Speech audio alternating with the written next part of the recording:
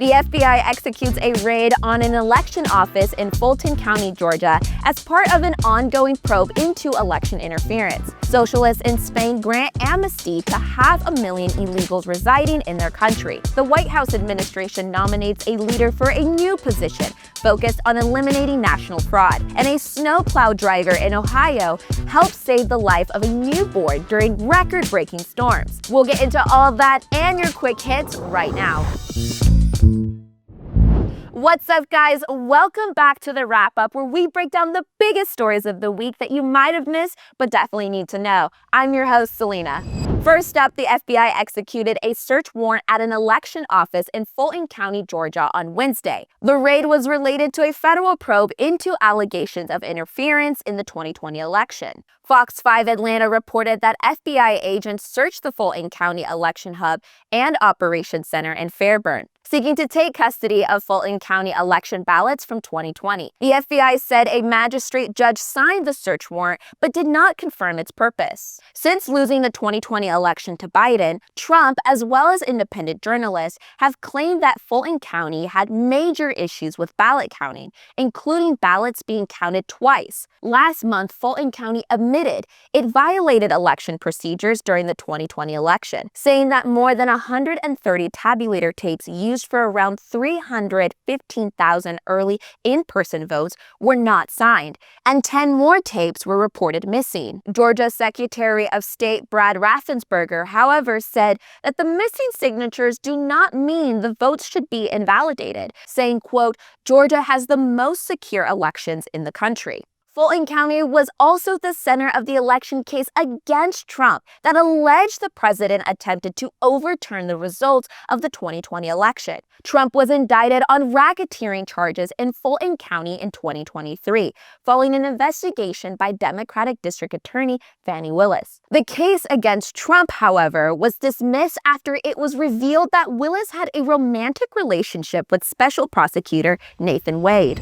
Up next, the socialist government in Spain is set to give amnesty to 500,000 illegal migrants as part of the deal with the far left. According to Madrid's ABC newspaper, over 500,000 illegals will be given the chance to gain residency permits in Spain if they can prove they have been in the country before December 31st, 2025, have no criminal records, and can demonstrate that they were in Spain for at least 5 months before their application. The amnesty program will be implemented by royal decree, meaning the government will not need Parliament's approval to enact it.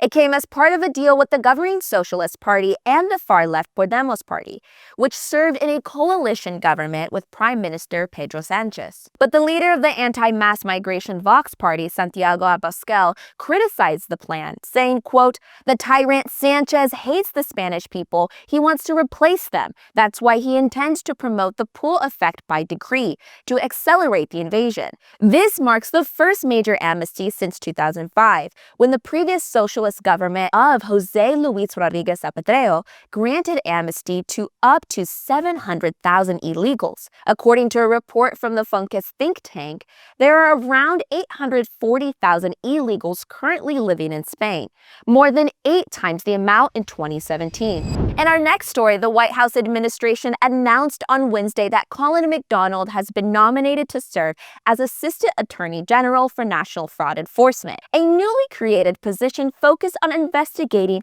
the misappropriation of federal funds. Posting on Truth Social, President Trump emphasized the purpose of the new role, saying it was created to, quote, "catch and stop fraudsters that have been stealing from the American people." Vice President J.D. Vance announced the creation of the role earlier this month during a press briefing, as the Trump administration highlighted reports of widespread fraud in states including Minnesota and California. Vance praised McDonald's experience, saying, quote, "he has an exceptional prosecutorial track record, which we look forward to seeing him put to use in his new role." McDonald is known for his role in the 2020 conviction of former Honolulu Police Chief Luis Kealoha, his wife, Catherine Kealoha, who served as the city prosecutor, and 2 police officers. The case, one of the largest public corruption cases in Hawaii's history, which involved an innocent man being framed in order to conceal the Kealoha's own crimes. McDonald currently serves as an Associate Deputy Attorney General, reporting to Deputy Attorney General Todd Blanche. The new position will require Senate confirmation.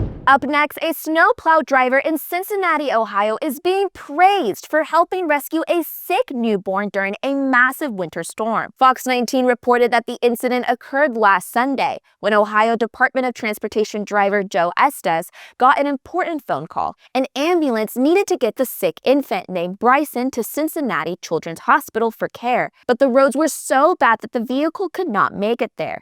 Estes got to work clearing miles of roadway as the ambulance carrying the newborn followed him. And he didn't stop there, working over 30 hours in 3 days to help clear the roads. Despite all the attention he received, Estes said he did not want the praise, but simply wanted to know that the child was okay, saying, quote, "By no means am I the hero. Hope everything works out for the best." Local news reported that baby Bryson is doing well and is being cared for at the local hospital. And now it's time for Quick Hits.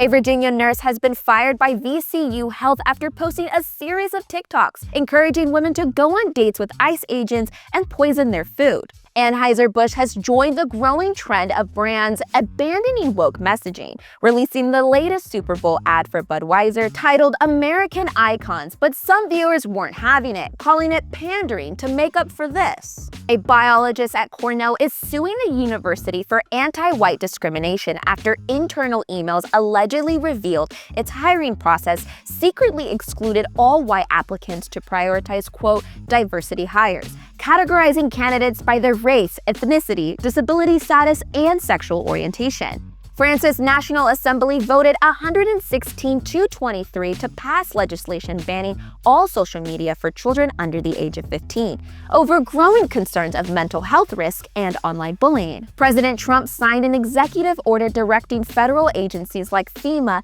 to accelerate the stalled rebuilding of over 13,000 homes destroyed in last year's Los Angeles wildfires. In the aftermath of the fires that devastated over 40,000 acres in the Pacific Palisades and East Canyon, only 10 homes had been rebuilt so far. New York City Mayor Zohran Mamdani addressed the city's $12 billion deficit earlier this week, saying they're facing a, quote, fiscal crisis at the scale of the Great Recession. Unsurprisingly, his plan will be to raise taxes specifically on successful companies and wealthy New Yorkers. Good luck with that.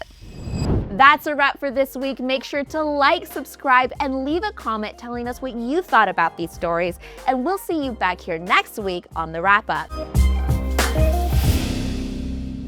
Thank you so much for watching this video. In order to keep PragerU videos free, please consider making a tax-deductible donation today.